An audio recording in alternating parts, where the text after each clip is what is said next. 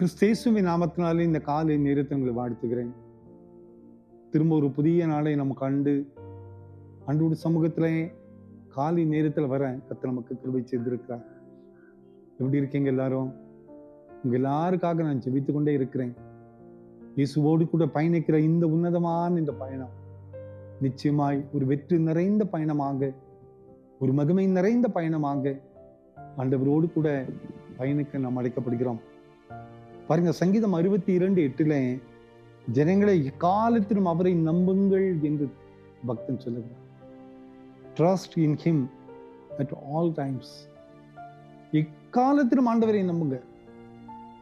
நம்ம ஆண்டவர் நன்மை செய்தா மட்டும் நல்லவர், தீமை வந்தா நம்ம ஆண்டவர் கைவிட்டு விட்டார். நிறைய பேர் அப்படி யோசிக்கிறோம்ல.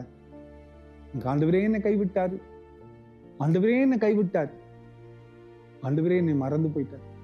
நம்ம ஆண்டவர் அப்படிப்பட்ட ஆண்டவர் அல்ல. நம்ம ஆண்டவர் அப்படிப்பட்ட ஆண்டவர் அல்ல. அவரை நம்புகிற பிள்ளைகளுடைய வாழ்க்கையிலே ஆண்டவர் அற்புதங்களை செய்கிறார். எனவே தான் தாவீது பக்தன் சொல்லுகிறார், எக்காலத்திலும் அவரை நம்புங்கள். சந்தோஷமானாலும் சரி, போராட்டமானாலும் சரி, துன்பமானாலும் சரி, அவரை நம்புங்க, அவரை நம்புங்க. பாருங்க, ஒரு சின்ன பையனாக இருந்த தாவீது வனாந்தரத்துல தனித்து அவர் போயிட்டு இருக்காரு.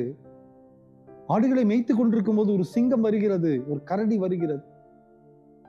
அதை பார்த்தோன்னே சந்தோஷமா வான்னு சொல்லி கூப்பிட்டு அந்த சிங்கத்தோட கொஞ்சம் அவரால் முடியல, தொட அவரால் முடியல.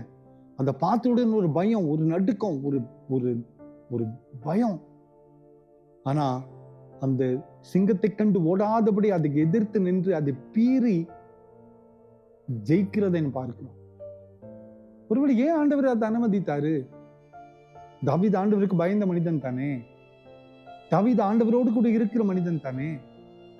இந்த சின்ன வயதுல அந்த பயத்தை ஏன் ஆண்டவர் உருவாக்கினார்? ஏன் அந்த சிங்கத்தை, கரடி ஆண்டவர் அனுமதிக்கிறார்?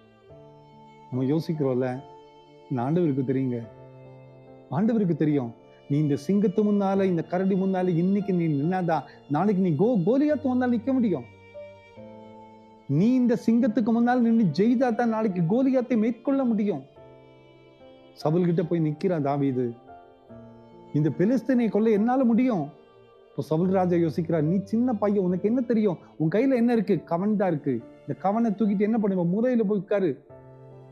ஆனா தாவீது சொன்னா, ஒரு நாள் சிங்கம் வந்தது, கரடி வந்தது, நான் எதிர்த்து நின்று அதை கிழித்து போட்டேன்.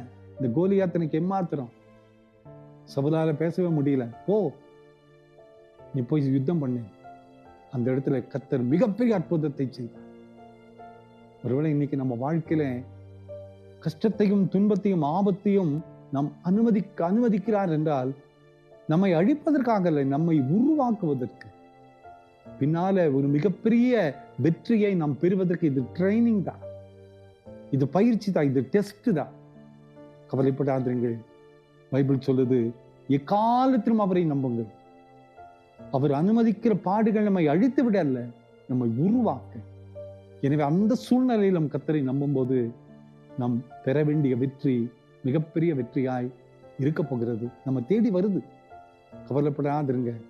உங்களுக்கு என்று வைத்திருக்கிற ஆசீர்வாதங்கள் மிகப்பெரிய. ஜெபம் பண்ணலாமா? அன்பின் ஆண்டவரே, இந்த காலை நேரத்திலே நீரங்களுக்கு தந்து இந்த சத்தியங்களுக்காக உம்மை துதிக்கிறோம். இக்காலத்தில் நம்மை நம்பக்கூடிய வாழ்க்கை நீரங்களுக்கு தார். இந்த செய்தி கேட்டுக்கொண்டிருக்கிற ஒவ்வொருடைய வாழ்க்கையிலும் இருக்கக்கூடிய போராட்டங்கள் மாறி அற்புதத்தினை செய்து பலப்படுத்த வேண்டுமா? இயேசுவின் மூலம் ஜெபங்களும் நல்ல பிதாவே. ஆமென், ஆமென், ஆமென்.